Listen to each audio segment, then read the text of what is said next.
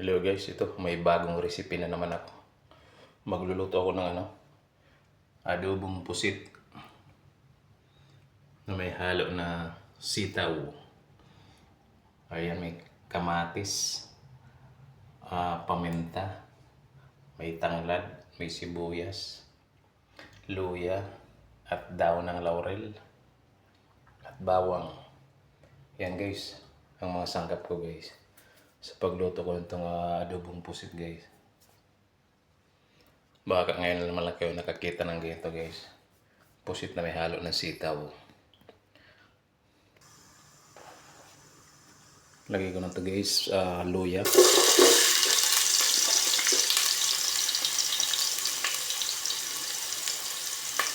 Sibuyas.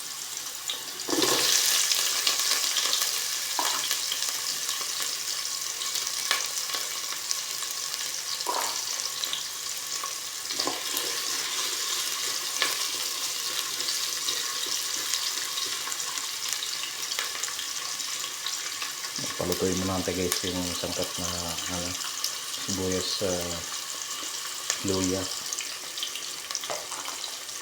Lagay ko na rin ito guys, bawang guys.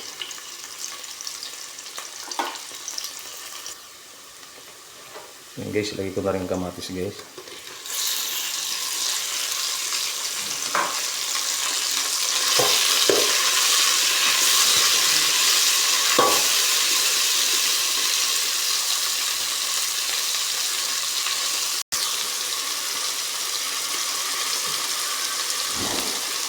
Guys, ilagay ko na itong pusit.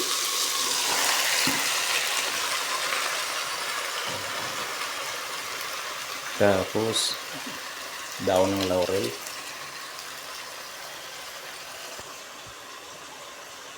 paminta,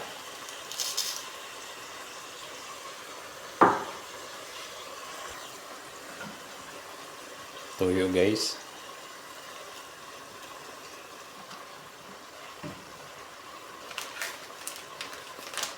pandagdag lasa.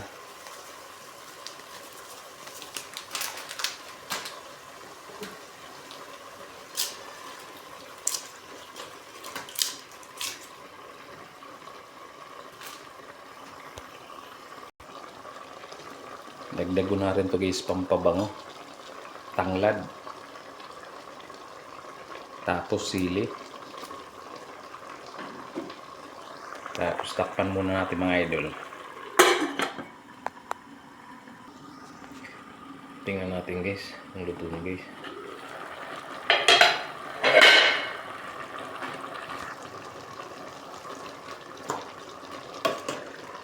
Ilaw pa.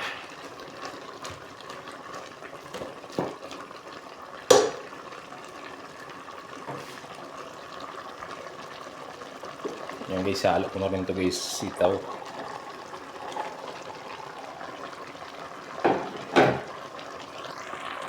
Takpan natin ulit.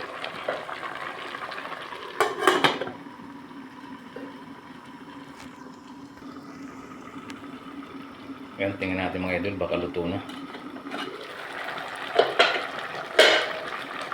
Yan guys. Lagyan natin konting suka.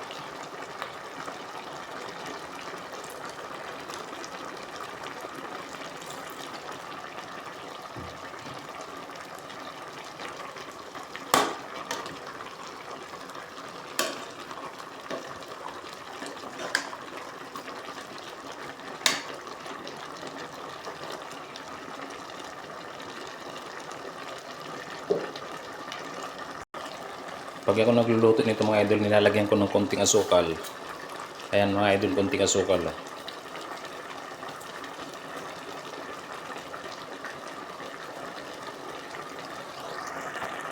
Yan, takpan muna natin ulit. Konting na lang, minuto maluluto ni mga idol. Konting natin guys, luto na yan. Ayan, luto na. Tikman nga natin.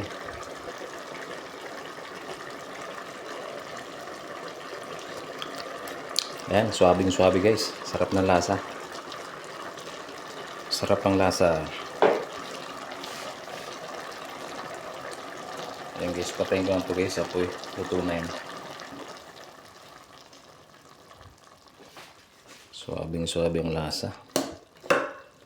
Tamang-tama lang.